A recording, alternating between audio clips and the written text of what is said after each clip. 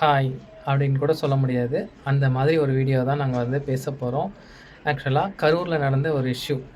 அன்னைக்கு நம்ம வீடியோ பேசும்போது நமக்கு முழுமையா எதுவுமே தெரியாது. ம். இன்னைக்கு தான் ஃபுல்லா உட்காந்து பார்த்தோம்.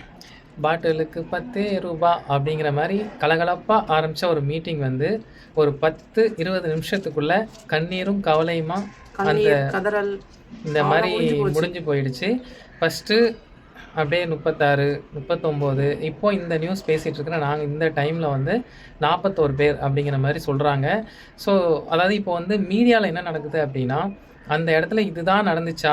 இல்ல இதுதான் நடந்திருக்குமா? அப்படிங்கிற மாரி மக்கள் எல்லாருமே குழம்புற மாதிரி ஒவ்வொரு மீடியாலயும் ஒவ்வொரு விதமா நியூஸ் வந்து போய்க்கிட்டே 1½ இருக்கு. வயசு குழந்தையிலேருந்து ம். போட்டு மிதிச்சு, துவைச்சு, அதாவது ஏறி மிதிக்கிற அளவுக்கு ஒரு விஷயம் அங்கே ஏதோ ஒன்று நடந்து நம்ம பாலிடிக்ஸ் இதில் வந்து பொலிட்டிக்கல்லாம் நம்ம கொண்டு வர தேவையில்ல. நிறைய நடந்திருக்கு. மக்கள் ஒன்றும் முட்டாள் கிடையாது. நிறைய நடந்திருக்கு. அதில் சிசிடிவிலாம் உடஞ்சிருக்கு. சிசிடிவி உடையிற வேலை என்னங்க இருக்குது?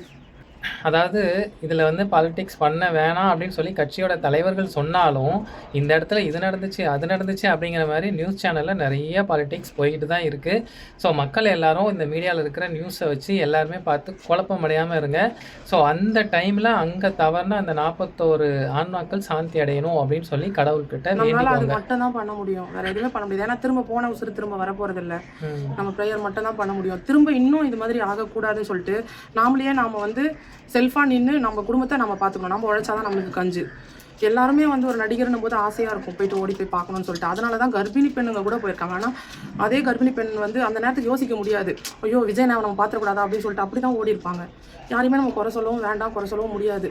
என்ன குறை சொன்னாலும் திரும்ப யாரும் வரப்போகிறது கிடையாது. இன்னும் இந்த மாரி ஒரு சம்பவம் வந்து நடக்கக்கூடாது அப்படின்னு சொல்லி நல்லா கடவுள்கிட்ட யோசிங்க. ₹10 பாட்டில் தான் பாடி இருக்கிறாரு விஜய் அண்ணா.